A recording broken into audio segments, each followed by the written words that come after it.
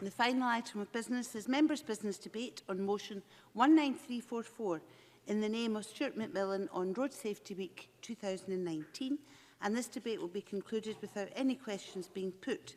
Would those members who wish to speak in the debate please press the request to speak buttons, and I call on Stuart McMillan to open the debate for around 7 minutes, please. Thank you very much, Presiding Officer. First of all, I'd like to thank all the members for signing the motion and for those who will be speaking this afternoon.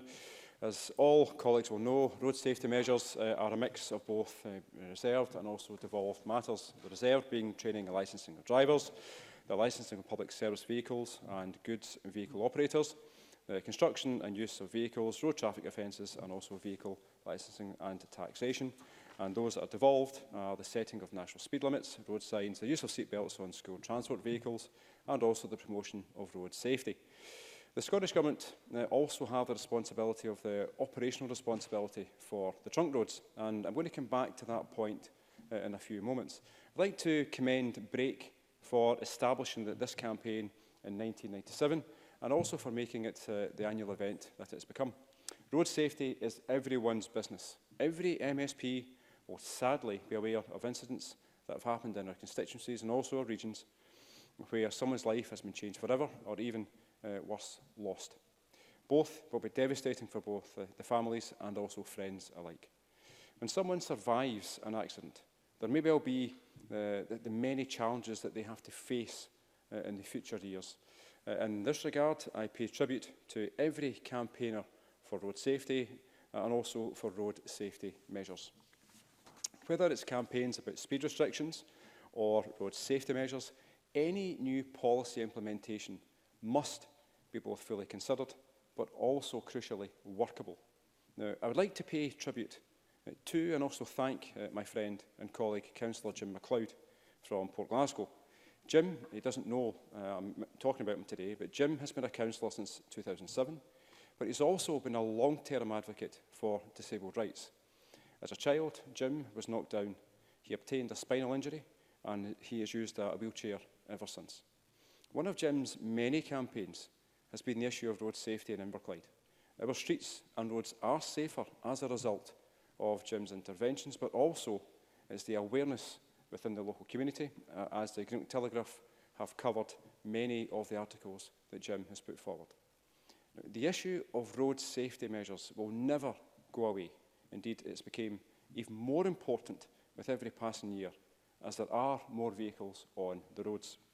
Life is stressful, and there are occasions where, if we are all honest with ourselves, that we believe that we are the most important driver, the most important person on the road at that given time. It's important for all of us to remember that a vehicle is a hulk of metal, that despite being a positive invention, it's also a killing machine if it's used incorrectly.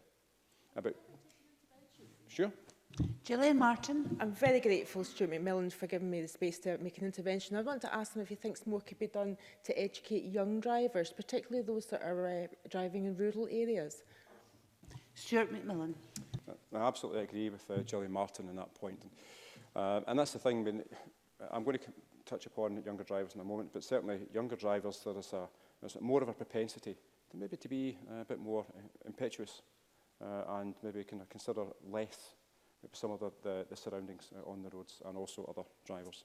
But about 2 months ago, I had another one of my meetings with representatives from both Transport Scotland and also Scotland Transerve about the condition of the trunk road network in my constituency, as well as the M8 coming into it. And I do want to put on record my thanks to both organisations that as a result of my continual lobbying, improvements are now being made to the network and road users are now beginning to actually have better travel experiences. I'm also sure that both organisations will be delighted to be receiving fewer emails from me now, but I'm still on their case because I do want further improvements to take place. But at the end of that particular discussion, we spoke about road maintenance and how some road closures affects communities, but also the drivers. They provided me with some examples of their workforce, both being threatened verbally, but also by drivers speeding towards the workers as if to knock them over. Now, ultimately, the workers are there fixing the roads or laying new roads, They're actually there to help us and help every single person who actually uses the road network. They do not deserve any physical or verbal abuse from inconsiderate motorists. To think that some idiots think it's acceptable to actually drive their car at a person is just ridiculous. This week, Brake published research about road safety, and it's clear that the issue of road safety is not going to go away. It's something we have to continually talk about. The research revealed that out of the 2,000 people who took part, nearly 1/3 had either a collision or a near miss in the last 12 months. This proportion rises to more than half when just young adults, that's 18 to 34-year-olds, are concerned. Once again, strengthens that point that Gillian Martin put forward. Sure. David Stewart. I'm grateful for the member giving way. And like Gillian Martin's point, would the member support the graduated driving licence scheme, which has been launched in America, New Zealand and Australia, which is designed towards young drivers to try and cut the accident rates for new and experienced drivers? Stuart McMillan. I certainly wouldn't be against anything like that, but I'll go back to one of my earlier comments. I think any measure that happens, it has to be workable. So as long as it's fully thought through and fully managed, then I think it certainly would be a useful addition to young drivers. The figures I just mentioned are very much startling and also justifies the Brake campaign of the Step Up for Safe Streets. Now, my motion talks about the issue of schools and organisations and communities that are involved in the campaign every year. And this year, I'm pleased that so many organisations are involved in the various activities to improve the education about road safety and also the solutions which can eliminate road deaths and also serious injury. Now, one of the ways that we can all step up to help is, when possible, leave the car at home, helping improve safety and also air quality, and the pledge to be a safe driver and always keeping within the speed limits and never drinking or taking drugs and driving. Now, for some people, these suggestions will never need to be considered. However, unfortunately, there are still too many people who think it's fine to drink and drive. Now, I'm pleased that the Scottish Government have brought in the new measures regarding the drug driving offences after me campaigning about this for some time. Sadly, this measure was required. But I do also want to thank both QuickFit and Specsavers, who have both been involved in the campaign. I know Specsavers get involved in various campaigns throughout the year, as they particularly have been helpful during iHealth Week, with the support of RNIB Scotland. I chair the cross-party group on visual impairment, and so I'm very much aware of their support in that particular regard. Private business actually getting involved in campaigns, in my opinion, actually strengthens the arguments and the issues. And it's also an opportunity to reach other people. Now, over the years, various measures have been implemented to make our roads safer. And the introduction of the seatbelt legislation was quite controversial at the time. I know I might not look that old, but I was around at that point. But it certainly was the right thing to do. And I don't know of anyone now who would seriously consider driving a car without putting on their seatbelt. Presiding Officer, I genuinely believe that our roads are safer as a consequence of the many measures that have been implemented over the years, as well as the huge increase in vehicles on our roads. But despite this, we can never, ever be complacent. One life lost or changed forever due to a road accident is one too many. Some in society will have a consideration that the roads belong to them. They don't. They belong to all of us, including cyclists and also runners and pedestrians. I would encourage all members in the Chamber that if they'd like more information about Road Safety Week, please go to the website at roadsafetyweek.org.uk. And once again, I'd like to thank all the members who signed the motion and for those who will be contributing this afternoon. Thank you very much. We move now to the open debate and speeches of 4 minutes, please. Maurice Corrie, followed by Claire Adamson. Thank you, Deputy Presiding Officer. I would like to thank Stuart McMillan too for introducing this timely member's business to the Chamber this evening, and I gladly support his motion tonight. Every year, Road Safety Week gives us the chance to remind ourselves of how important it is to use our roads cautiously and with care for others, as well as the environment. And this annual event was established, as we know, as Stuart McMillan said, by the charity Brake. This week began with the World Day of Remembrance for Road Traffic Victims on Sunday, a sobering reminder of what we need to do to prevent such tragedies from continuing to happen. In the UK, 5 people are killed on our roads every day, and for those aged 5 to 29, road accidents are the most common cause of death. Alarming statistics such as these should be enough to propel us to action in promoting road safety.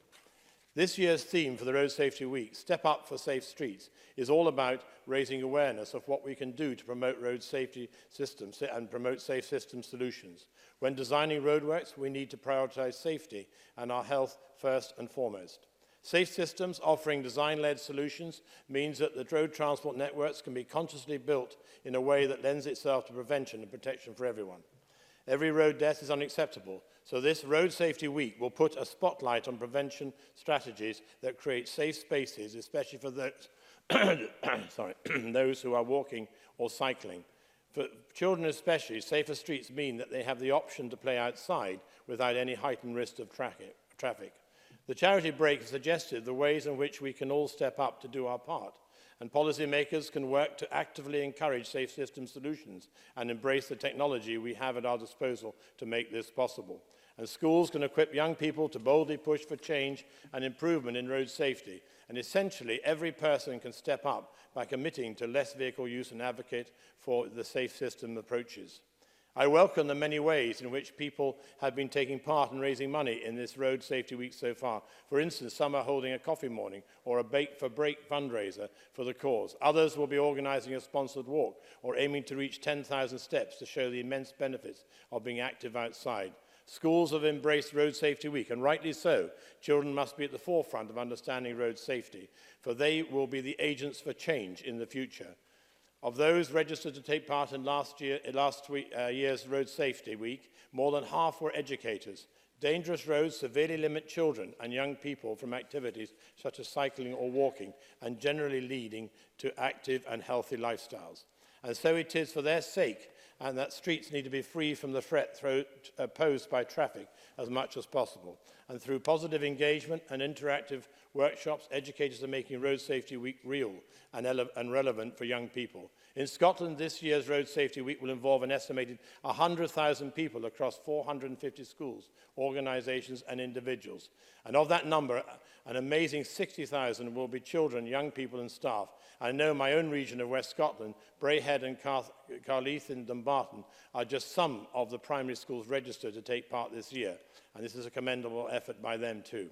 This is an excellent opportunity to teach young people the risk to be aware on roads. But from this, educators can reach out to parents and the wider community. We all need to learn these lessons, to remember that every road accident is preventable and does not need to happen with the right approach and understanding safety. For drivers, it can be especially easy to forget the vulnerability of cyclists and pedestrians around us. And every road user needs to be considered, not only by drivers, but also by the road designers and policymakers in our lives. And this is what Step Up for Safe Street is all about. And to conclude, Deputy Presiding Officer, I firmly believe it takes a community to work together to encourage road safety. Each one of us here and in the country, myself included, could endeavour to use our cars less and opt to walk, cycle or take public transport. We all need to step up our commitment and approach to road safety, not just for the sake of this week, but for every day. Thank you. Claire Adamson, followed by David Stewart. Thank you, Presiding Officer, and can I thank Stuart McMillan for bringing this motion to the Parliament this evening. It's one that I have supported for many years, and as convener of the cross-party group on accident prevention and safety awareness, want to commend BRAKE for their perseverance and for establishing this Road Safety Week. There's been a lot of really interesting comments in the chambers this evening, and Stuart spoke about us being kinder to one another when we're driving and consideration being part of that. And I think it's really important, and that message that we can't fix this individually, we all have to do it as a community, I think is very, very well met. And if I could just highlight a couple of things that are happening in my community at the moment. I attended an event a few months ago at an advocacy service for people with learning disability, and they met what's known as the Clan, who are a bunch of people with learning disabilities who were very concerned about an injury to one of their friends in the group as a result of crossing a road to a sports centre where it's a frequently crossed road, very, very busy road, and at a sports centre which has been accessed by people of all ages and all abilities, There is no safe crossing at all, no pedestrian crossing, no zebra crossing, nothing at all. And they're taking that campaign to the council and to the local area to highlight that when we're thinking about road safety and thinking about the nature of our streets and how they're used and that caring for one another, that people have different abilities and different abilities in terms of their perception of risk that may be in front of them. So it's something that will be presented to our cross-party group early in the next year, which I'm looking forward to. And through the cross-party group, I also got to know the work of a logistics company that work in my area. They're based just outside my constituency of Motherwell and Wishaw. But GIST, again, feel that they have a commitment to their community. They deliver to many small convenience stores and realise that they're driving into our communities and our housing areas, and felt that there was something they could do to improve safety for younger people. So, excuse me, Presiding Officer.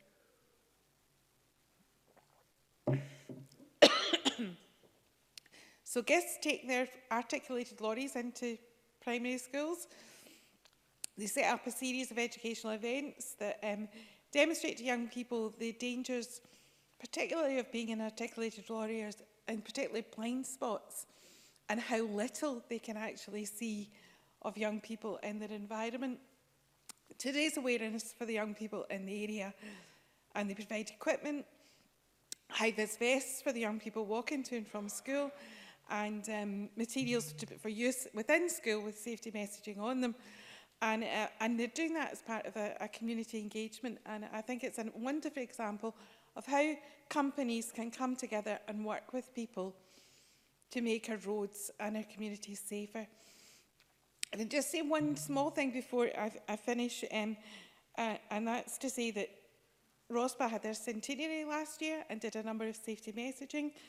And one of the most successful campaigns they had was about walking towards traffic holding a light when they were coming home. This was the days before street lights were normal practice and in rural areas. And it's something that, as Stuart said, we would, at the time, they seemed quite radical, you know, to ask people to do these things, to wear a seatbelt, to do these things. But over time, these safety messagings, the messages get through to people, and they start to change behaviours and respond in a way that should cause fewer road deaths in the future. So thank you, Presiding Officer. The last of the open debate contributions is from David Stewart. Thank you, Presiding Officer, and could I also congratulate Stuart McMillan for securing this evening's debate and for the quality of his earlier contribution.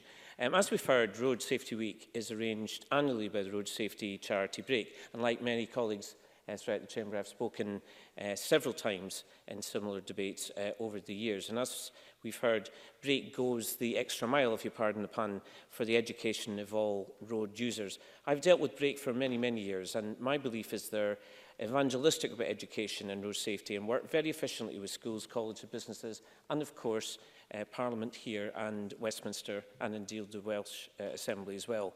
So we've heard about this year's campaign, Step Up for Safe Streets, is about creating design-led solutions to make our streets safer. I mean, as Break have made clear, every 20 minutes someone is killed or seriously injured on a British road, and each of these tragedies is preventable. For the last decade, I've worked closely with Break on road safety issues, and along with Road Safety Group I set up, NOTSTAD, that's North of Scotland Driver Awareness Team, we've looked at over 24 road safety campaigns in the Highlands, and we've been fortunate to pick up 5 Break campaign awards. The primary campaign I launched was a proposal to introduce a graduated licence scheme for young new drivers. The prompt for me to act was back in early 2010, when after a double fatal road collision involving 2 70-year-olds within the city of Inverness, I was contacted by the parents of one of the young people involved, pleading with me to do whatever I could to address the ongoing carnage. The campaign was based on the evidence of the eminent Dr. Sarah Jones of Cardiff University, who carried out 10 years of study into Scottish and Welsh road traffic collisions. Dr. Jones evidenced that if a graduate driving licence scheme was introduced in Scotland alone, up to 80 million could be saved to the Scottish economy, and more importantly, up to 22 lives per year could be saved. And 1 young person is killed every week on our roads in Scotland, and 17 young people are seriously injured per week in Scotland. Many of them will be permanently disabled or scarred.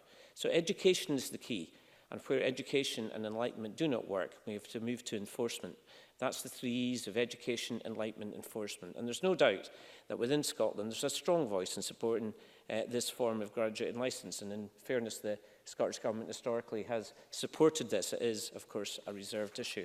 But do we have the courage to make sure that we move this as a very important issue in the long term, which we know will save lives? So we need to prevent unnecessary serious injury, disfigurement and death to our young people. These are our next generation. And for families who've lost loved ones, unfortunately, we cannot turn the clock back. We can, however, adopt a new, safer, proven driving regime aimed at slashing the carnage on the roads and preventing the deaths and injuries of our young drivers. So I believe a form of graduate driving licence is the way forward. Now, this is supported by BRAKE, and the message needs to be reinforced during Road Safety Week. And finally, Presiding Officer, as Tom Paine, the American Revolutionary Officer, said, we haven't our power to begin the world over again, but yes, but let's do it with road safety in mind.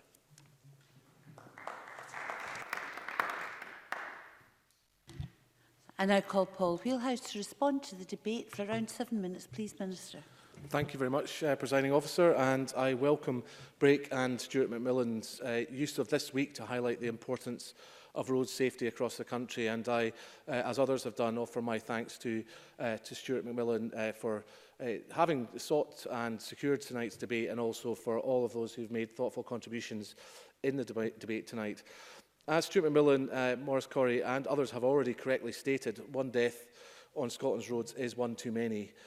Family, friends and communities are left entirely traumatised following a road death, and the loss of a life can impact so many others in profound ways, and it doesn't have to happen, and we must do everything we can to prevent it. And as David Stewart has just outlined as well, there are many examples of people being seriously injured, which can be life-changing in terms of the impact it can have on them, so we shouldn't lose sight of that too. Scotland has a proud history, though, of road safety performance, and that is something that I want not only to continue to achieve, but also to improve on, with the aim of becoming the safest country in the world. I cannot stress enough that road safety is of paramount importance to the Scottish Government, and my colleagues and I recognise that we all have our part to play, as it's everyone's responsibility. It's such an important time for road safety as we near the end of our own casualty reduction targets to 2020 and to focus on the next decade. The European Commission have recently published its road safety policy framework to 2030, employing the safe system approach for the first time systematically at EU level to underpin the target of a 50% reduction in fatalities and serious injuries by 2030 from a 2020 baseline. So that's ambitious but very worthwhile aim to achieve. So what's been happening here in Scotland, and I want to just cover that before I touch on some of the points that were raised by colleagues. The 2018 casualty figures were recently published, with casualties at the lowest level since records began, but sadly more people were killed on our roads last year than in 2017. And that's obviously a matter of great sadness, and there is no room for complacency, as colleagues in the Chamber have said tonight. That tells me that we need also, though, to be ambitious and push to ensure all our casualty statistics are on a downward trend. The Road Safety Framework to 2020 has served us well, as it has brought forward a strong partnership approach to the delivery of many road safety strategies and initiatives, as we've been hearing. And this wouldn't have been achieved without the drive and determination of all our stakeholders, BRAKE, ROSPA, indeed, I think it was Nostat that Dave Stewart was referencing, all our stakeholders working together to make a positive impact on casualty reduction.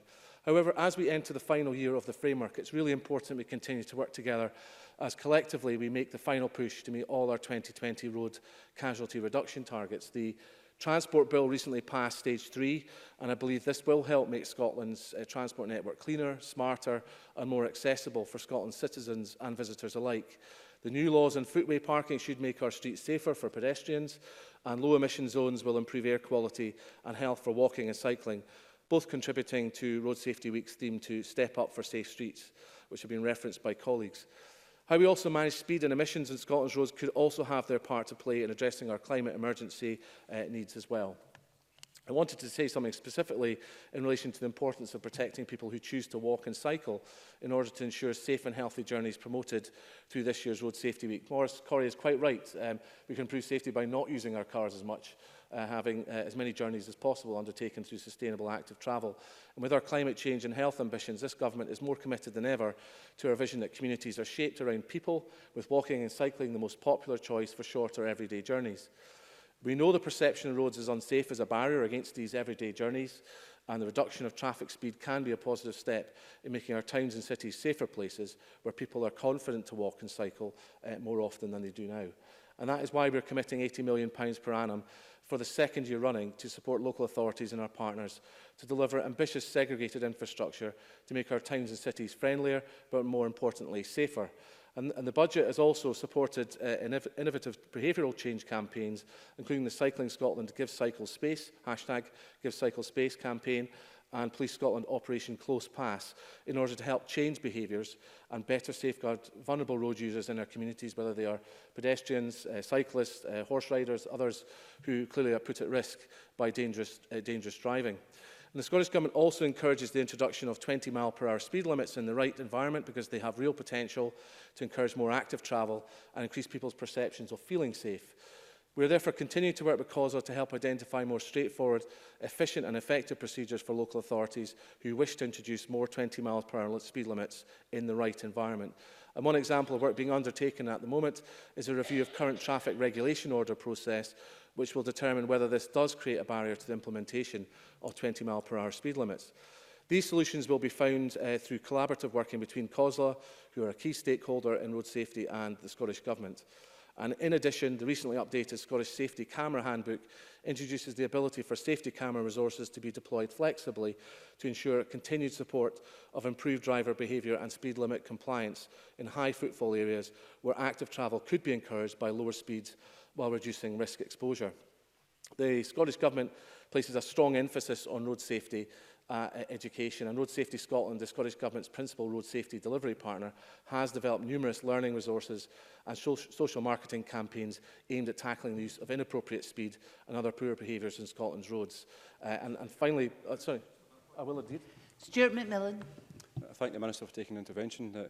Would the Minister agree with me that when there are inconsiderate drivers who are driving towards the workers who are out actually improving the roads and the network, that's, first of all, it's clearly unacceptable, but also would the Scottish Government consider undertaking some type of campaign around that to actually protect the workers who are actually trying to help us? Paul Wheelhouse. I very much do. I was going to try and come to that. Apologies, I didn't do it earlier. But in the summer of 2018 and 29, I certainly agree with everything Stuart McMillan has said about how unacceptable that behaviour is.